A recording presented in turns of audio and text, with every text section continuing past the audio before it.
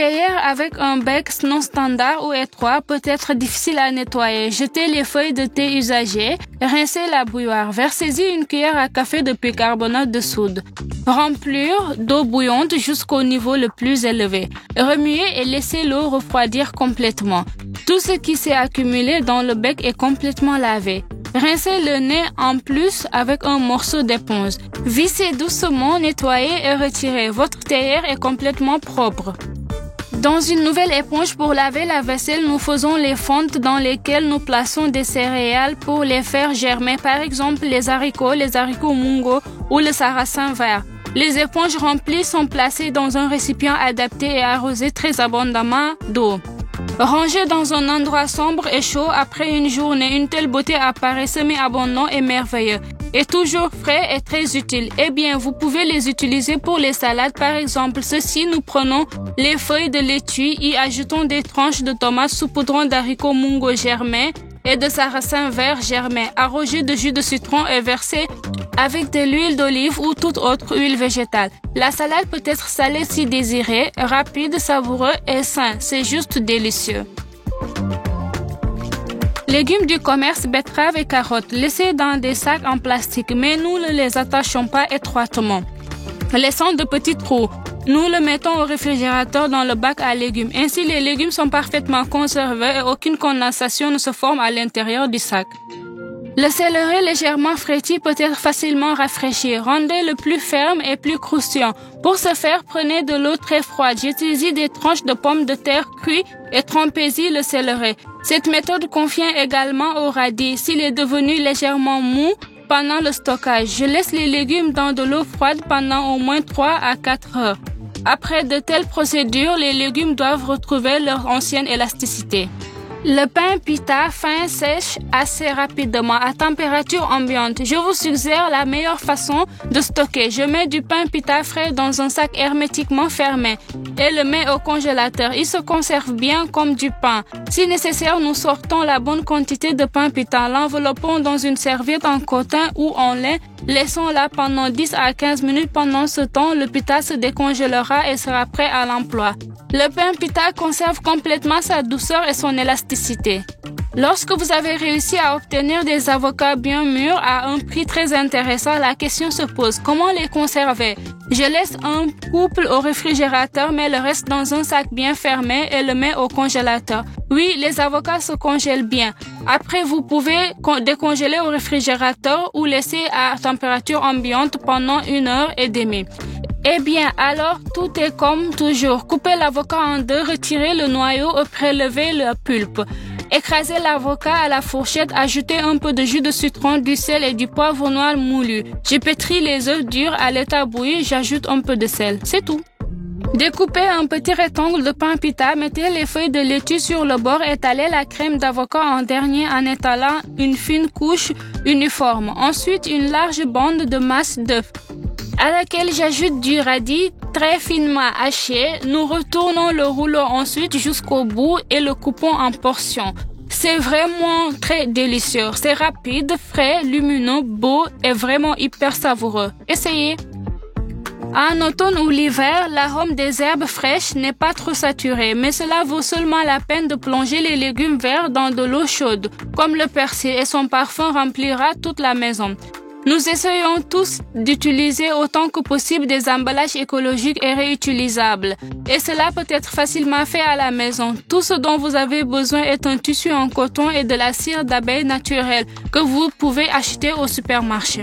Alors, couvrez une grande plaque à pâtisserie de papier d'aluminium pour la protéger. Étalez une feuille de papier sulfurisé. Étalez un morceau de tissu de coton de la taille souhaitée et frottez de la cire d'abeille. Étalez la cire uniformément. Placez la plaque dans un four préchauffé à 85 degrés.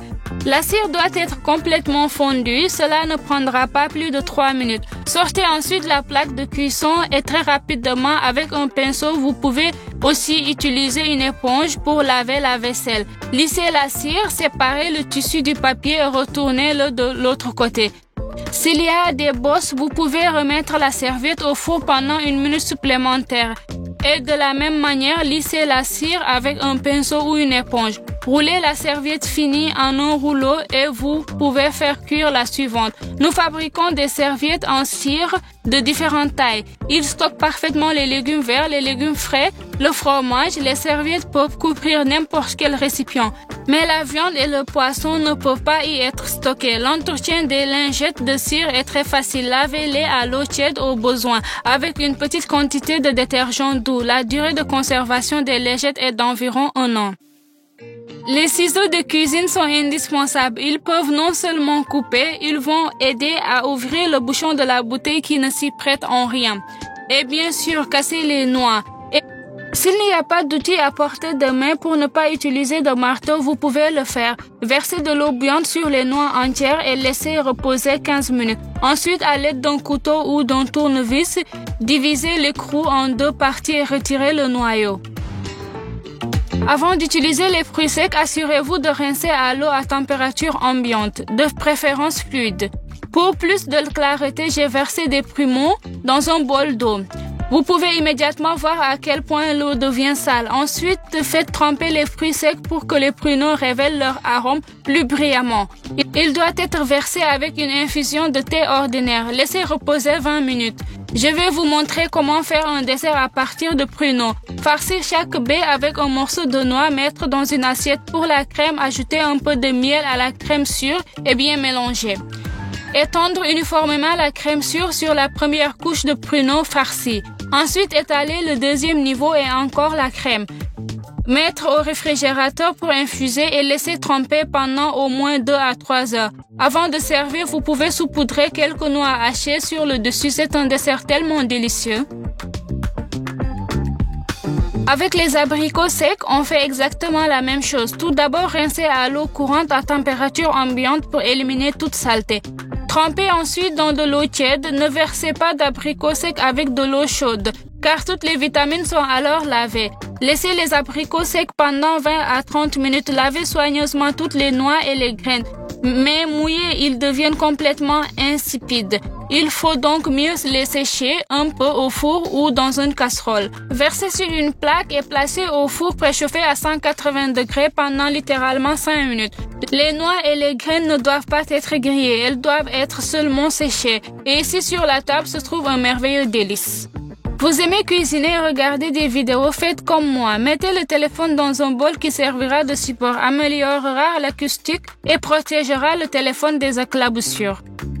Œuf de poule cru ou bouilli enveloppé dans un film alimentaire. La condition principale est que l'œuf doit être très froid.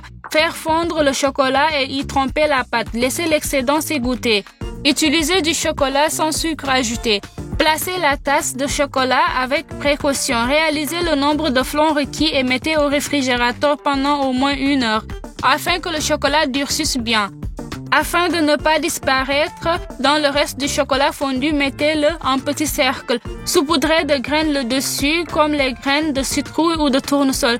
De la même manière, laissez bien refroidir le chocolat. De telles pièces peuvent être utilisées comme dessert ou décoration.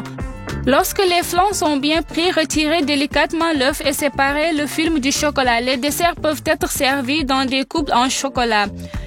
Et le dessert peut être juste élémentaire. Posez les coupes sur un plat et réalisez la crème de lait caillé.